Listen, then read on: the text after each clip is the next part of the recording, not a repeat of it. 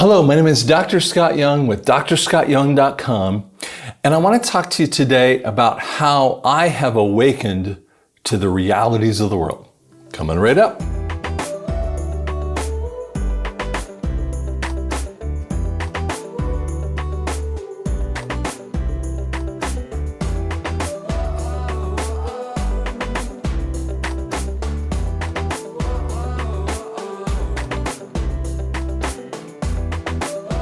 Some people, they don't want to hear everything that you think about this, and that's the channel. I'm sorry to say that to you.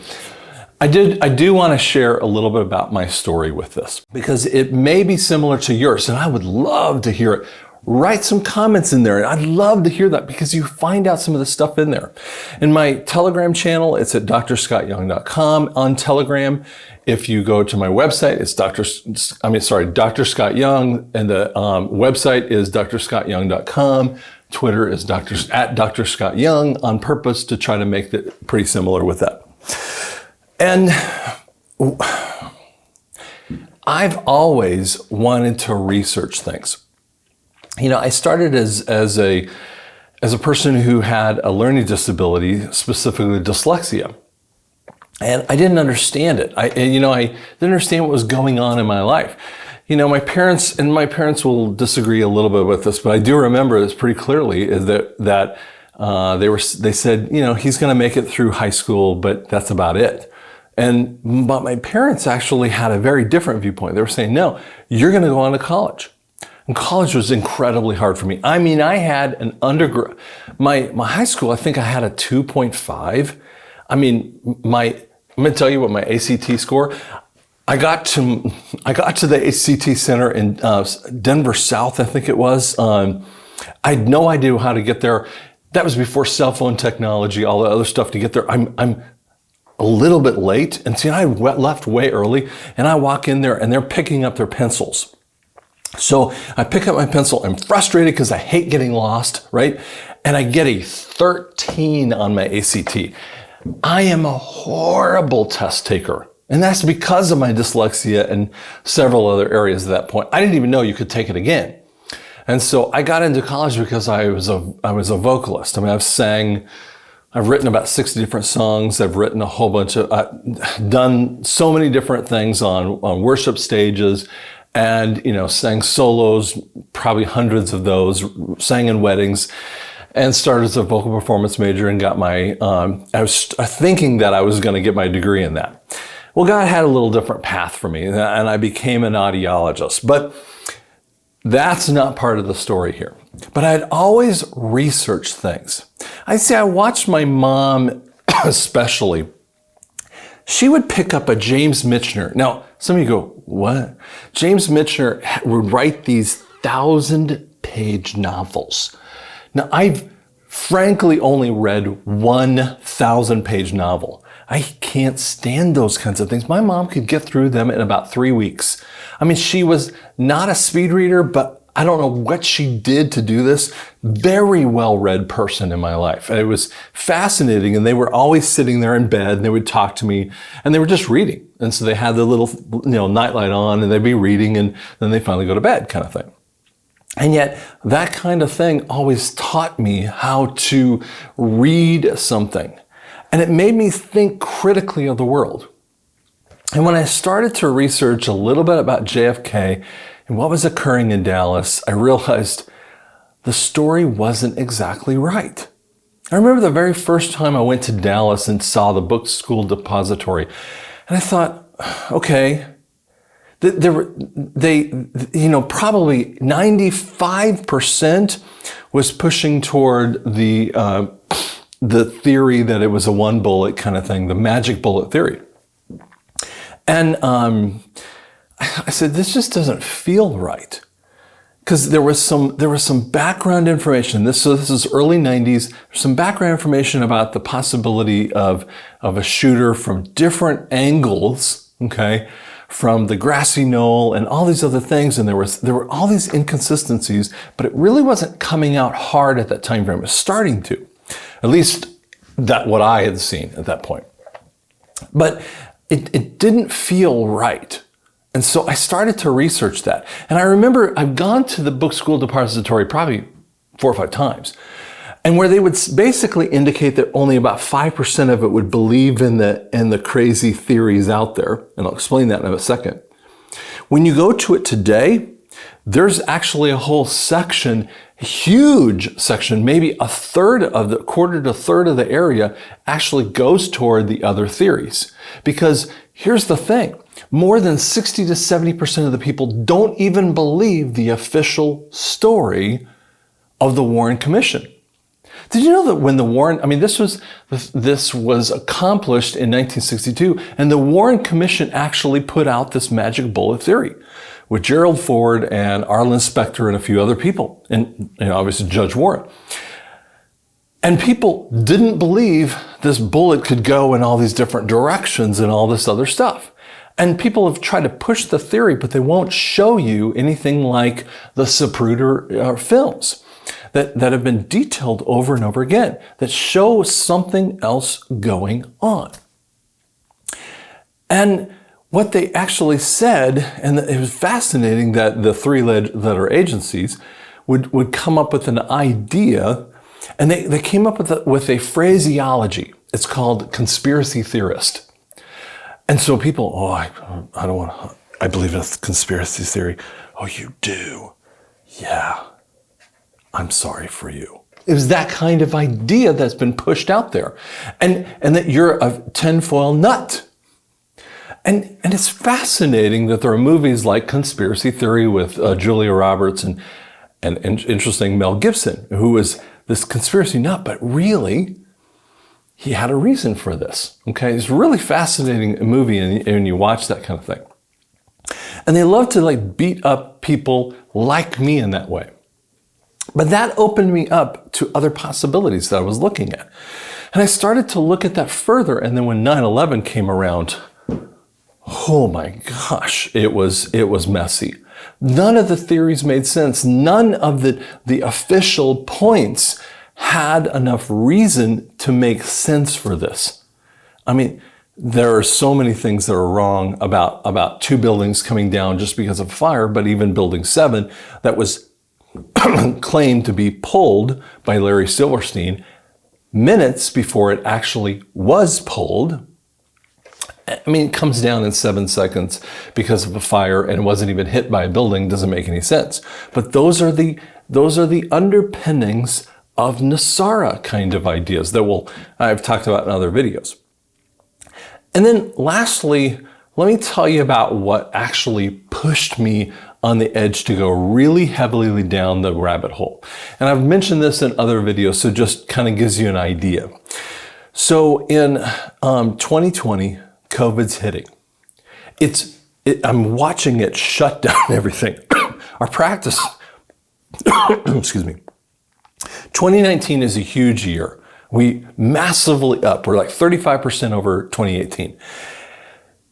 And 2020 is going along pretty darn strong. January's strong. February's pretty strong, I think it was. And somewhere in late February, if I remember right, or March, it just goes, poof, quietness. The phone doesn't ring. No one calls to come in. No one sending faxes for referrals. Nothing happening anywhere. And you shouldn't go to your workout facility. No one knew anything about what was happening. And then there was this idea of the PPP loans. The Payroll Protection Plan was pushed out by Donald Trump. So there were the first CARES Act really was just a basic thing to kind of underpin some hospitals and other facilities that had to get this. It was really a small amount of money from a governmental standpoint. But then a huge $1 trillion program came out, and that would give people the $600 that you first saw. And then they came out with the PPP. Now, as a person who has read so many different types of business loans, it comes with several caveats. Always business loans come this way. They come with a personal guarantee. Now, I as an S corporation have me below it. So I'm the tied to the S corporation. But if the S corporation fails in bankruptcy, they can, through a personal guarantee, they can actually go against my personal assets. And it wasn't in there. The second thing that it didn't matter about your credit. Now, first off, my credit's really good, but I'm like, wait a second, it doesn't matter about your credit? What? Thirdly, it was not dependent upon a financial payoff, meaning that you would have to have a payment terms in 5 seconds later. I mean, it was pushed off, and it was stated that the terms would be 6 months from now. But if you met the basic standards, which were 75% of your money had to go toward your employees so that they could stay employed and you don't have a huge unemployment issue. And I was like, well, wait a second. I would find a way to do that no matter what. And I did pay my employees all the way through, even before the PPP hit my bank account. And so I was looking at this thing and going, wait, I could have this thing completely written off and it was done by the government? And the average PPP is around $60,000 for people. Some people got less, some people got more. And I'm looking at this going, you've got to be kidding me. And I had already moved from a bigger bank, that had more international tug, to a smaller bank. God had really pushed on me to go to this bank called Regent Bank here in the Tulsa area. Just love the bank. Do you know that the bank account starts, almost all the ones out there, they start with 316? John 3:16? This is me. I don't know if that's what they do, but I'm fascinated by that idea. And so I had already gone to this bank, and I would spend a lot of time. I had to give them a bunch of paperwork. And so we're into the bank, and then I had to give them this and this. And, it's kind of getting frustrated. And they were like, I know, but we got to get all this stupid paperwork done to get through the SBA. And we get it, and it goes, bam, it drops in. And so I'm able to utilize it. And then I was nervous about it. So early on, as quickly as I had used that money, I went over to my accountant, and it took him about a 2-page form, and that thing went wiped away. But in that time frame, when I was looking at why those caveats weren't there, it pushed me in a way and made me think about something different. Because I didn't trust that.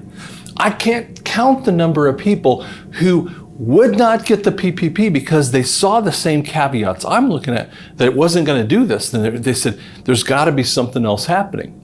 And I said, well, yeah, I know what you're saying, but it was right. It was true. It's because what Donald Trump did is killed the Federal Reserve as a private organization and shoved them underneath the Treasury Department under Steve Mnuchin. And do you know who Steve Mnuchin is? It's really interesting. He's written one of my favorite movies called The Accountant with Ben Affleck. And it's such an amazing movie. You have to go watch this kind of thing. But you have a movie producer who is now in charge of the Treasury Department, who now the Fed have to be underneath it. And what I started learning too is that the Fed is the backstop of the fiat economy. And what that means is it's based upon the confidence of the fiat currency.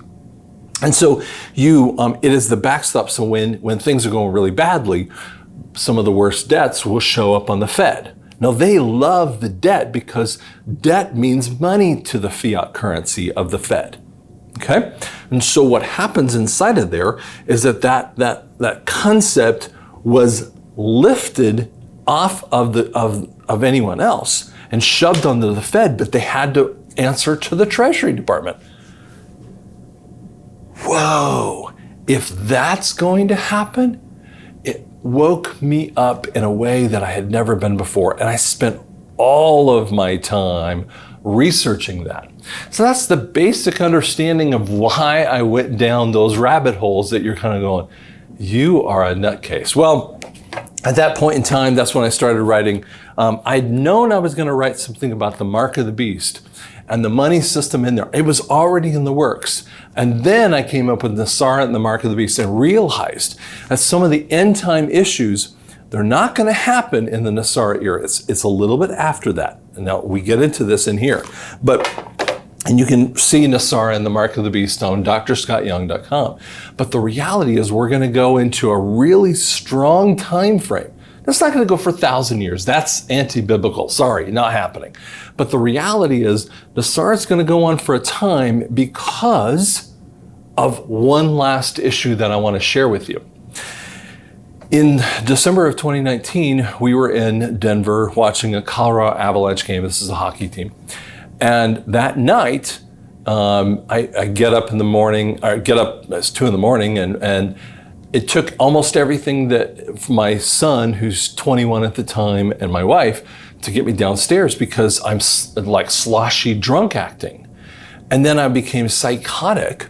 And as they get me into the emergency room over there at, blanking out the name, this other place in Denver, is the South Denver area. I'm blanking the name out here off the top of my head. There's my dyslexia.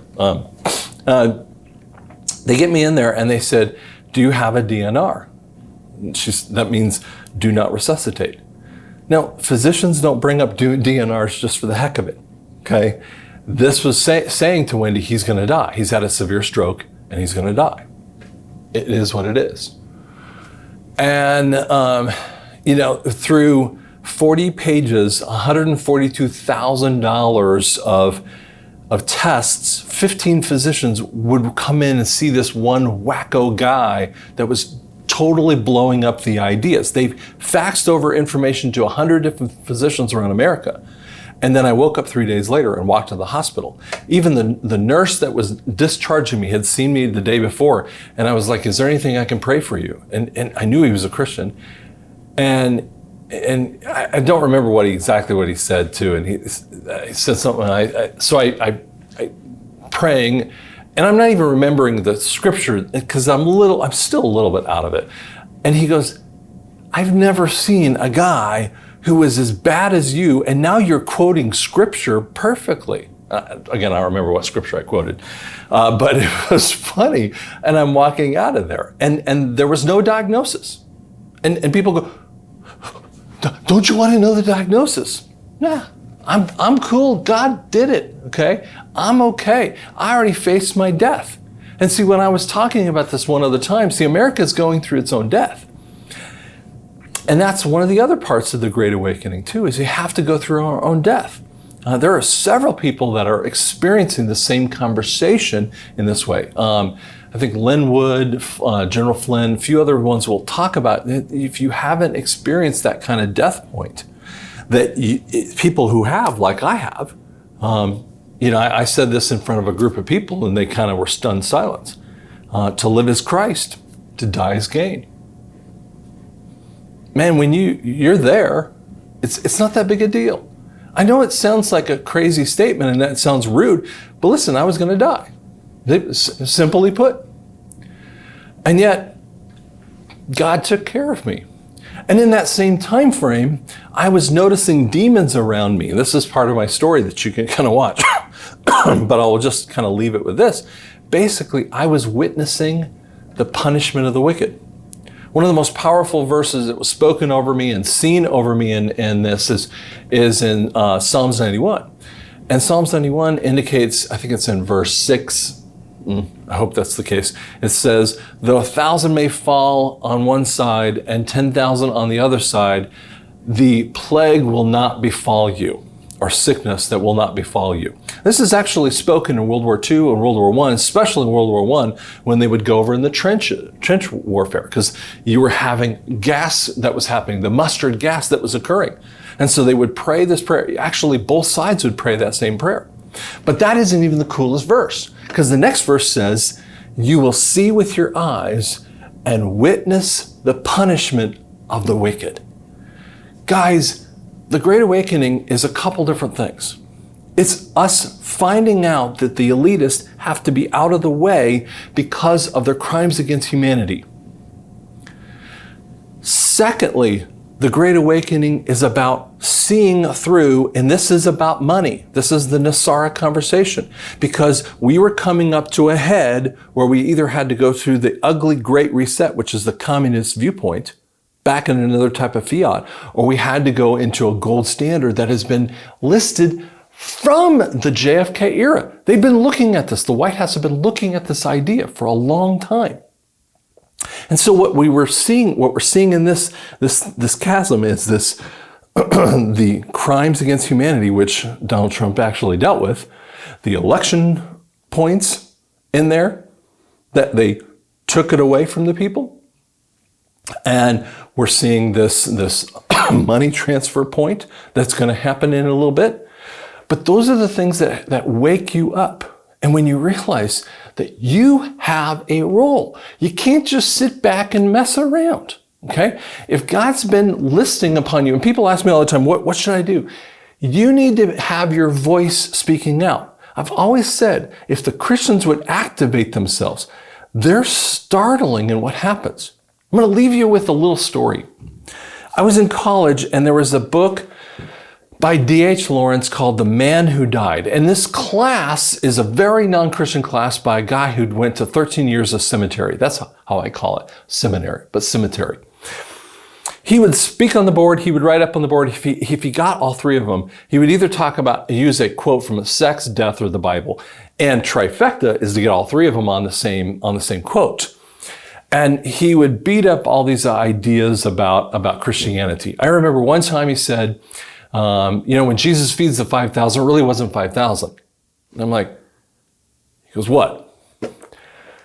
Okay, if there's a few fish and a few loaves of bread, right? He goes, yeah. And I said, so how many morsels of food could people get? Well, I don't know, like 40 or 50? He goes, well, I guess. So if it's more than 150 people, do you think it could be a miracle? It's like, well, I guess so. Well, the reality is, and I didn't even know this at the time frame, he was only talking about 5,000 men, which there could be, another 4 or 5 times the number of kids and women and everything else. So this could be 20, 30,000. It doesn't matter. The point was, it said about 5,000. And see, he was trying to beat up the verses of the Bible. And when we read this book called The Man Who Died, I don't want you to get into it. It's just craziness with this thing. It's so anti-biblical. And I remember going in and I said, God, I want to talk about this. We all got in a circle. And God said, no, don't say anything. Shut up. All right, fine. And so all the people were, I'm seething, right, during this time frame. And people were talking about, there was a rape scene in it, sexism, and I'm like, D.H. Lawrence wrote this book in 1910. You think it would be a little sexist in there? Yeah. This is in the 80s too, when we were having this class. And God knew I was mad. It was a 3-hour class, so Monday, Wednesday, Friday, right? And that was Monday. And God knows I'm mad. And by the way, he's not upset when you're mad at him. He knew why I was mad. Because in a sense, I had a righteous anger in that way, right? So go back in the class. It was Wednesday. I walk in the class. I'm like, I got there early and I said, God, please let me do this. He goes, go.